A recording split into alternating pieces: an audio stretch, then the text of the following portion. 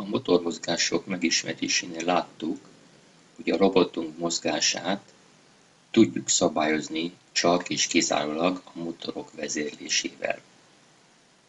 Természetesen egy igazi robot úgy működik a környezetében, hogy érzékeli az ott lévő állapotokat, és annak megfelelően változtatja meg a működését.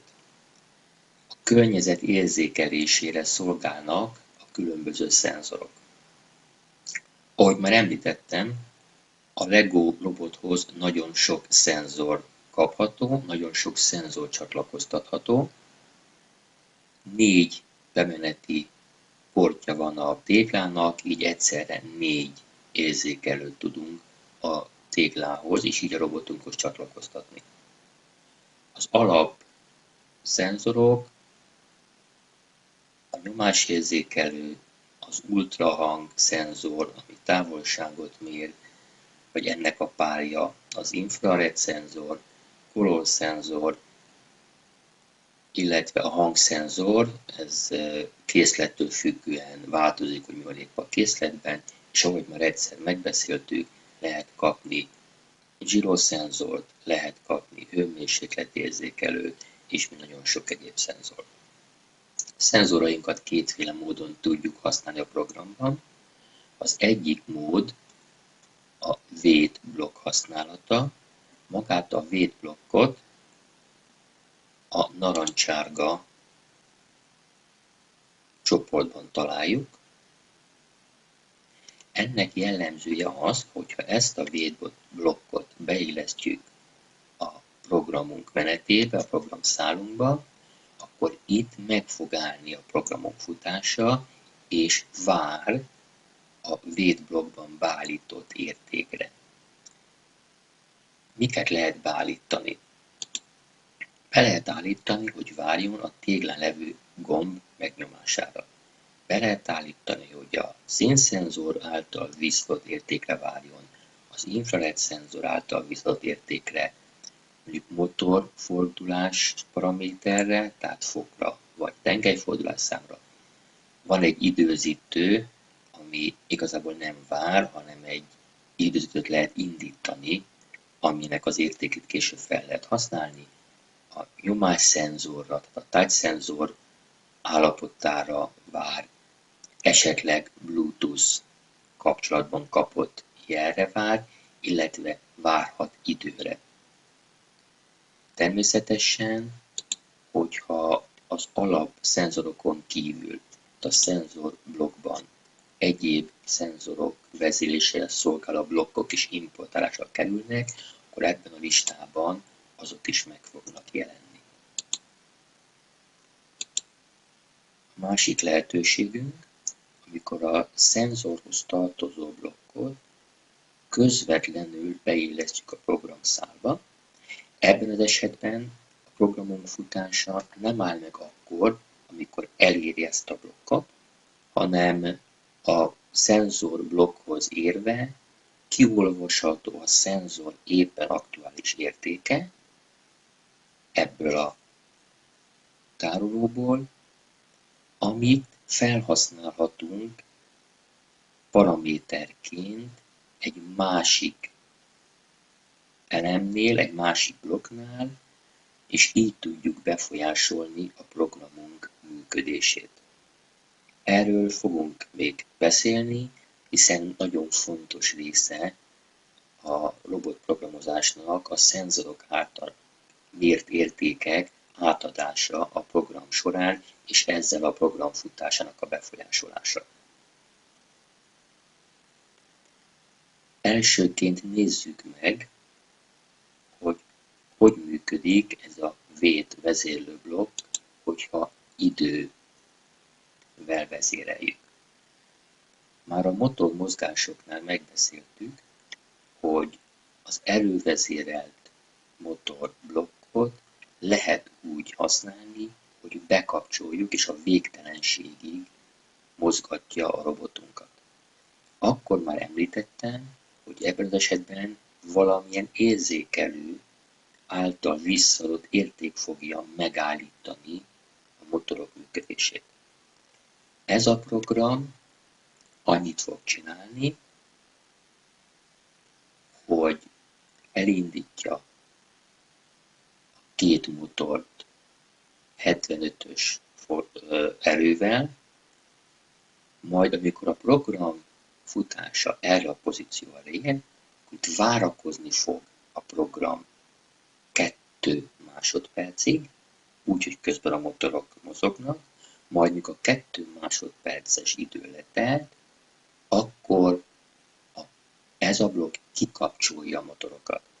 Itt a végén látsz egy olyan blokkot, amit eddig még nem használtunk, ez a program végét jelző blokk, és mint látod, ezt a két csoportból lehet betenni, ez megállítja a programok működését.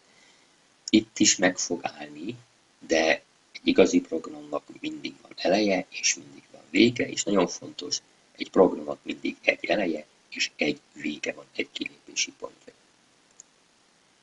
Akkor nézzük meg, hogy mit fog csinálni a robotunk erre a programra.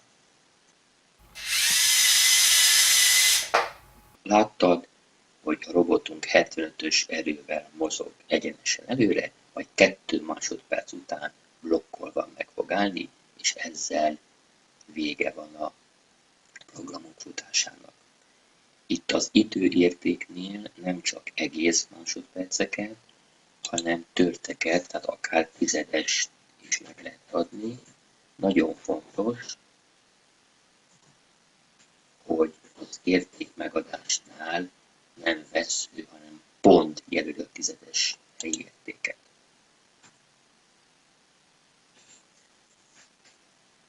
Mikor használhatjuk még az idő vezérelt védblokkot? Például olyan esetekben, amikor szükségünk van arra, hogy a program futása egy kicsit felfüggesztésre kerüljön, hogy mondjuk ne csináljon éppen semmit. Tipikus eset, amikor a robotunknak egy pályán kell mozognia, és meg kell keresnie bizonyos távolságban valahol lévő, mondjuk fekete vonalat, vagy valamilyen színt. Csak közben előfordulhat, hogy vannak zavaró jelek, zavaró színek, akár zavaró fekete vonalak is az útvonalában, és ilyenkor, hogy ne érzékelje az induláskor vagy a mozgás elején levő zavaró jeleket, ezzel tudjuk várakoztatni, hogy például akkor ne érzékeljen színt, csak amikor ez az idő eltélik, utána kezdjen színt érzékelni, és így keresni azt a színt, vagy azt a fekete vonalat, aminél meg kell állnia. Erre nagyon sok példa van különböző versenyeknél, különböző feladatok elvégzésének. Nézzük meg, hogy hogy tudjuk használni a nyomásérzékelőt, a touch szenzort ebben a védblokkban. Itt is ugyanazt csináltuk az előzőnél, tehát elindítottuk a robotunkat 75-ös erővel egyenesen előre, itt viszont a touch szenzort választottuk ki. Látszik, hogy minden szenzornál jellemzően 2 érték van. Van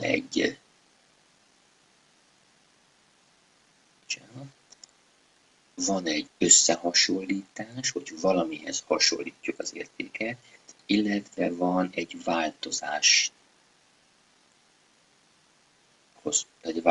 érték. Hogyha védblokkban használjuk, akkor praktikus az összehasonlító értéket választani. Ebben az esetben megadhatjuk, hogy milyen történésnél működjön az adott szenzor. Például itt is most kiválasztottuk a touch szenzort, annál is az összehasonlítást. 3 lehetőségünk van. Vagy a touch szenzor felengedett állapotát érzékeljük, vagy a megnyomott állapotát, vagy pedig ezt az úgynevezett kattintást, tehát azt jelenti, hogy benyomod, és utána kiengedést figyeli, olyan, mint egy egér kattintás. Hogyha ugye nem az összehasonlító, hanem a változás értéket választjuk itt, akkor csak az értéknek a megváltozását. Például a benyomott értékből, tehát a benyomott állapotból az elengedett állapot történő változást, hogy fordítva tudjuk itt, mint paramétert átadni egy másik blokknak. Jó, akkor nézzünk vissza a touch-szenzor, hasonlítsunk össze értéket, méghozzá a mi esetünkben most a touch-szenzor megnyomása jelenti azt, hogy a vétnek be kell fejeződnie. Mit fog csinálni a program? Robotunk elindul előre, egészen addig megy, amíg a touch-szenzort meg nem nyomjuk, és utána a blokkol megállnak a motorok, és vége van a programnak. Nézzük, hogy erre a programra mit fog csinálni a robotunk.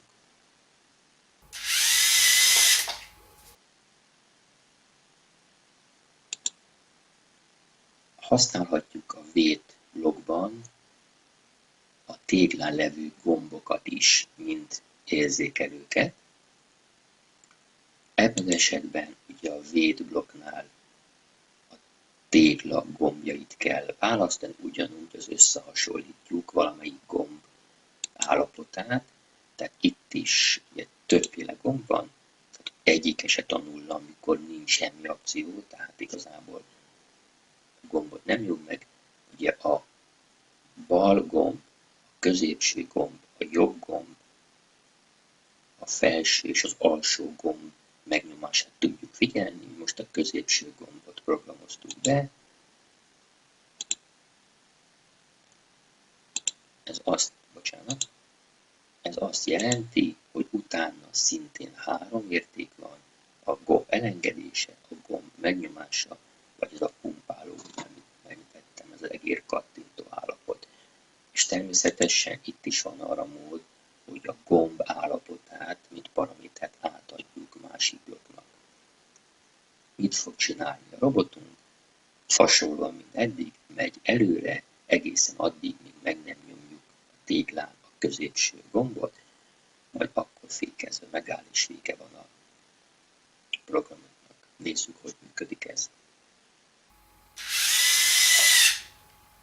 A negyedik szenzor a távolság érzékelésére szolgáló szenzor, amiből 2 van, hiszen létezik az infra és az ultra hangszenzor, mind a 2 hasonló paraméterekkel bír, ugyanúgy a wait blokknál lehet kiválasztani, attól függően, hogy infra vagy ultra hangszenzorunk van. A fejlesztő fejlett Home Edition változata nem tartalmazza az ultrahang szenzor vezérésre szolgáló blokkot. Egy külön videóban fogom megmutatni, hogy hogyan lehet érzékelő blokkokat importálni a fejlesztő felületbe és honnan.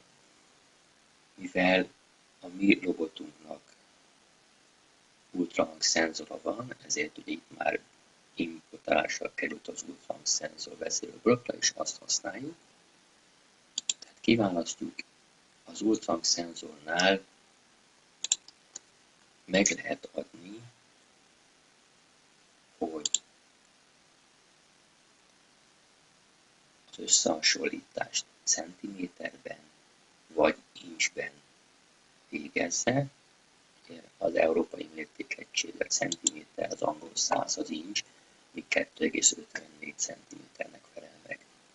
Megadhatjuk ennél a paraméternél a távolságértéket, azaz, hogy milyen távolságot érzékeljen. A mi esetben 15 cent ez a távolság, és azt nézzük, hogy a szenzor által mért érték az kisebb, mint 15.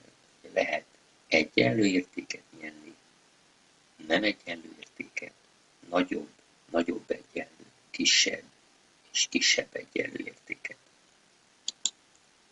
Ez azt jelenti, hogy akkor fog a wait blokk befejeződni, illetve mondhatjuk úgy, hogy addig fog várni a programok futása, míg a távolságérzékelőnk, ugye a mi esetünkben az ultrahang szenzor 15 cm-nél kisebb értéket nem bír, ekkor ki fog lépni ebből a blokkból, a program folytatódik, és a motorok meg lesznek állítva, azaz a robotunk fékezni fog és megáll, befejezi a mozgását. Nézzük, hogy működik ez a program.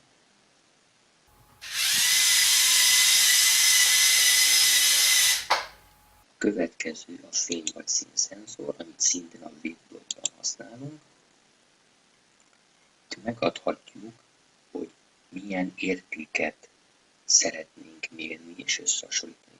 Ha színszenzorunk van, akkor lehet színértéket mérni, amit egy szín értékkel összehasonlítva kapunk valamilyen értéket.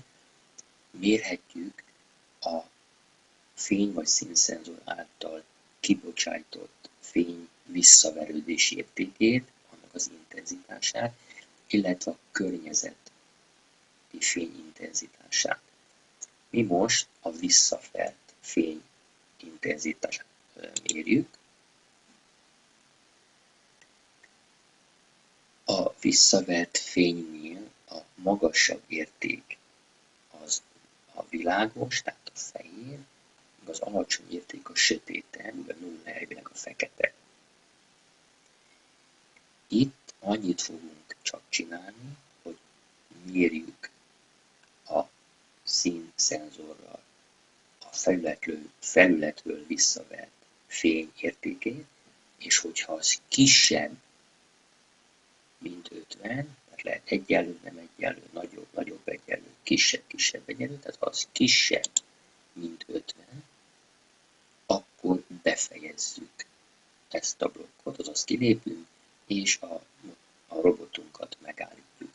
Ez gyakorlatban annyit fog jelenteni, hogy a robot egyenesen mozog előre egy homogén fehér felületen, és hogyha egy sötét részt érzékel, egy fekete csíkot például, akkor meg fog állni. Mindenképp, amikor szín vagy fényszenzort használunk, nagyon fontos meghatározni és megmérni az értékeket, amit az adott környezetben, az adott felületnél az érzékelő mér, hiszen a visszavert fény értéke, intenzitása sok mindentől függ, befolyásolja például a felületnek a minősége, de még akár a környezeti világítás is. Ugyanez igaz, hogyha a színszenzornál például színértékeket választunk, akkor alapvetően ez a 7 szín adható meg, tehát nincs szín, fekete, kék, zöld, sárga, piros, fehér és a fekete érték. Ezek alapvetően LEGO színek, alapszínek, amiket ez az érzékelő képes megkülönböztetni.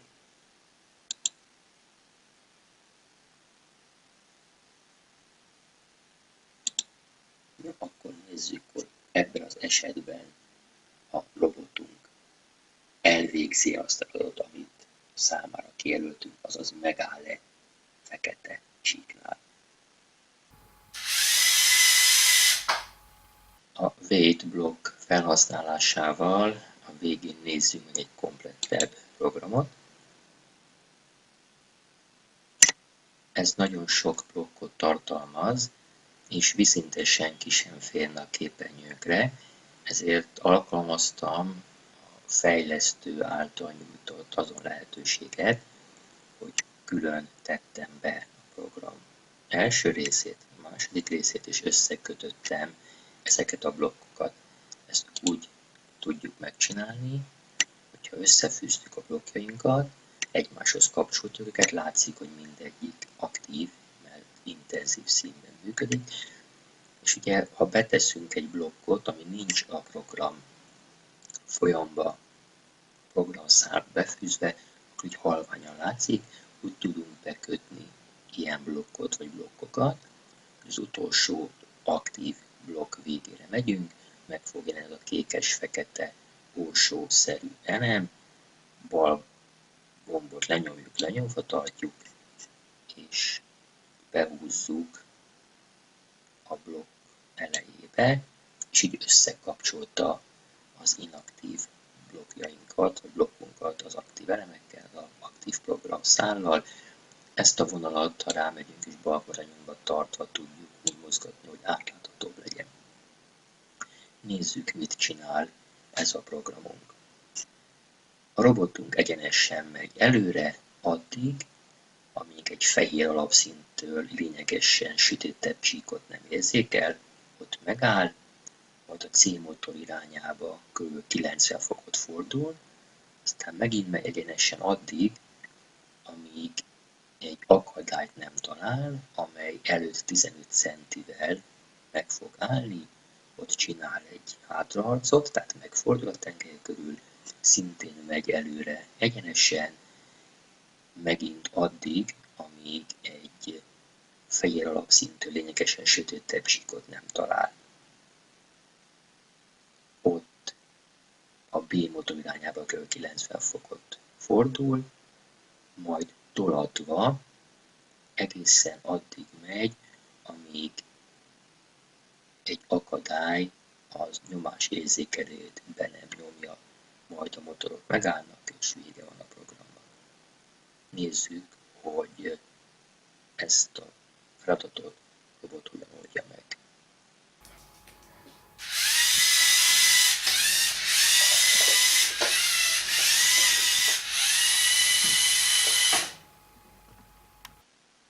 Ebben a videóban megnéztük az alapszenzorok használatát, néhány konkrét példán, illetve egy komplett programban.